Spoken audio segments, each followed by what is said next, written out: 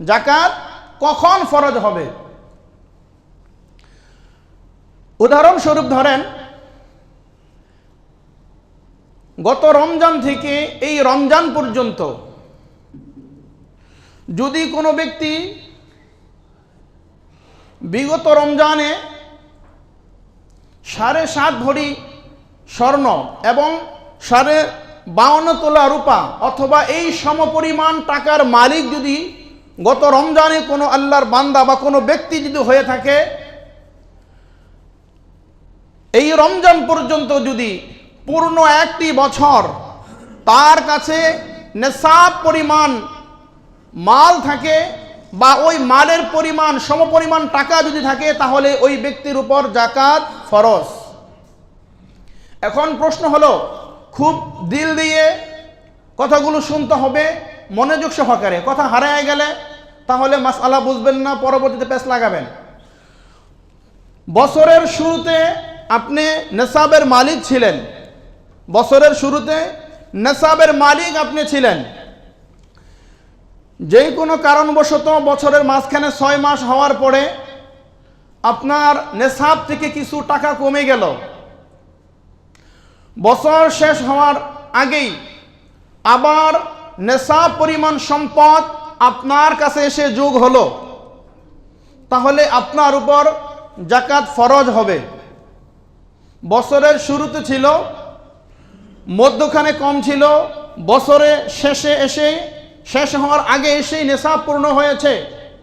52 তোলা রূপা, 7.5 ভরি স্বর্ণ, এই পরিমাণ অর্থ সম্পদ আপনার কাছে আপনার প্রয়োজনের অতিরিক্ত আছে, তাহলে আপনার উপর জাকাত ফরজ। এখন প্রশ্ন হলো, যদি এমনটি হয় বছরের শুরুতে আছে, মাঝখানে একবারেই আপনার এই নেশাব যেটা ছিল সম্পূর্ণ আপনার থেকে হাত ছাড়া হয়ে যায় অথবা ধ্বংস হয়ে যায়। বিভিন্ন সময় বিভিন্ন জায়গার মধ্যে বঙ্গভবনে এর আগে আগুন লেগে সব কিছু শেষ হয়ে গেল না, হঠাৎ যদি কোনো কারণবশত এই সম্পূর্ণ সম্পদ যদি টাকা অর্থ সম্পদ যদি আপনার কাছে যদি শেষ হয়ে যায়, তাহলে সেক্ষেত্রে আবার বছরের মধ্যখান থেকে যখন আবার আপনি নেশাবের মালিক হবেন, তখন থেকে আপনাকে গণনা করতে হবে, তখন থেকে আপনাকে নেশাব আপনাকে গণনা করে এরপরে জাকাত দিতে হবে।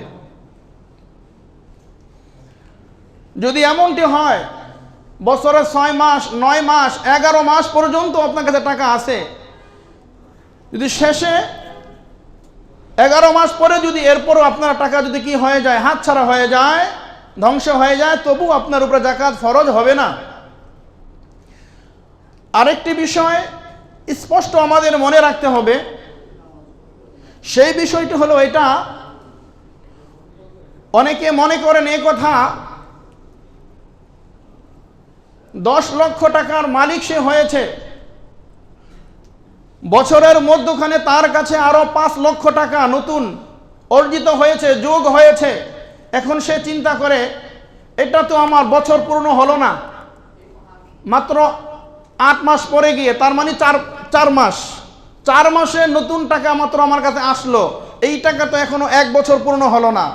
আমার যে 10 বছর, আমার যে 10 লক্ষ টাকা আছে, ওই 10 লক্ষ টাকারই আমি জাকাত দিব, আর 5 লক্ষ টাকা যে আমার 8 মাসের সময় যে আমার সাথে যোগ হলো, এই 5 লক্ষ টাকার জাকাত 1 বছর পূর্ণ হলে তারপরে আমি দিব। বিষয়টা এমন নয়, বছর শেষেই যখন আপনি দেখবেন নেশাবের মালিক যখন আপনি হয়ে যাবেন, তখন আপনাকে এই বিষয়টা দেখতে হবে, খেয়াল রাখতে হবে, সম্পূর্ণ টাকা হিসাব করে, পরিপূর্ণ টাকা হিসাব করে কত লক্ষ টাকা ওই সময় মজুদ উপস্থিত আপনার কাছে আছে, ওই সময় যেই পরিমাণ টাকা আপনার কাছে মজুদ থাকবে, বিদ্যমান থাকবে, বলে ওই পরিমাণ টাকার জাকাত আপনাকে প্রদান করতে হবে। অনেক ভাই প্রশ্ন করেন, হুজুর আমরা তো চাকরি করি, দেখা যাচ্ছে বছরের শেষে আমাদের ভালো একটা আসে 10 মাসের সময়। হ্যাঁ, 10 মাসের সময় যদি আপনার 10 লাখ 20 লাখ টাকা যদি আপনার এসেই যায়, ব্যালেন্সে যদি যোগ হয়ে যায়, তাহলে অবশ্যই ওই টাকা যোগ করে আপনার নেশাবের সাথে যেই নেশাব যে আছে, নেশাবের সাথে ওই টাকা যুক্ত করে, সংযুক্ত করে এরপরে পূর্ণ টাকার জাকাত আপনাকে প্রদান করতে হবে। তাহলে জাকাত কাদের উপর ফরজ? স্বাধীন সুস্থ মস্তিষ্ক, হ্যাঁ, মুসলিম এবং নিসাবের মালিক যারা হবে এই সকল লোকদের পর জাকাত কি করতে হবে? তাদের উপরে ফরজ। আর একটি বছর পূর্ণ অতিবাহিত হতে হবে। কিভাবে অতিবাহিত হবে হিসাব ধরবেন, সে বিষয়ে বুঝে আসলো। এবার আরো গুরুত্বপূর্ণ বিষয়,